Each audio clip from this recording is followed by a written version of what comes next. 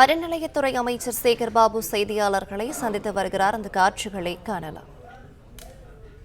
நான் சொன்னேன்ல, ஒரு உள்ளாட்சியில கூட பிரதிநிதி ஆக முடியாத ஒருத்தர் இருக்காருல்ல, நீதிமன்றங்களில் தேவையானும் போது தலைக்கு மேல இருக்கிற கையை காட்டி இதற்கு சமானுவாரு. தேவை இருக்கின்ற போது நீதிமன்ற தீர்ப்பா ஆகா ஓகோன்னு பேசுவாரு. இரட்டை நாக்கை படைத்தவர். அவருடைய கேள்விகள் எல்லாம் பத்திரிகை நண்பர்கள் அவ்வளவு செவிசாய்க்க வேண்டாம்.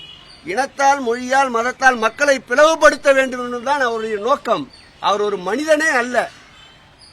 ஆகவே அவருடைய கூற்றுக்களை எடுத்து இது போன்று விஷம பிரச்சாரங்களுக்கு முக்கியத்துவம் அளிக்க வேண்டாம் என்று பத்திரிகை நண்பர்களை கேட்டுக்கொள்கிறேன்.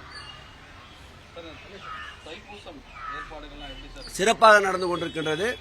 இன்றைக்கு நம்முடைய பழனியிலே இந்த ஆண்டு சட்டமன்ற அறிவிப்பின்படி ஒரு நாளைக்கு 20,000 பேர், எதை வேணா கேளுங்க, 20,000 பேர்களுக்கு என்று 2 லட்சம் பேர்களுக்கு தைப்பூசத்தை முன்னிட்டு மாண்புமிகு தமிழக முதல்வர் உத்தரவோடு 2 லட்சம் பேர்களுக்கு உணவு வழங்குகின்ற நிகழ்ச்சி இன்று காலை தொடங்கி இருக்கின்றது. அந்த தொகுதியுடைய சட்டமன்ற உறுப்பினர் நம்முடைய செந்தில் அவர்களும், அந்த திருக்கோயிலுடைய இணை ஆணையாளர்கள் கார்த்திக் அவர்களும், நம்முடைய மாரிமுத்து அவர்களும் அந்த நிகழ்வில் பங்கேற்று காலையில் அந்த நிகழ்ச்சியை தொடங்கி இருக்கின்றார்கள். 10 நாட்கள் தொடர்ந்து ஒரு நாளைக்கு 20,000 பேர் என்று உணவளிக்க இருக்கின்றோம். அதேபோல் பங்குனி உத்தரவத்திலும் ஒரு நாளைக்கு 20,000 பேர் என்று 2 லட்சம் பேர்களுக்கு உணவளிக்க இருக்கின்றோம்.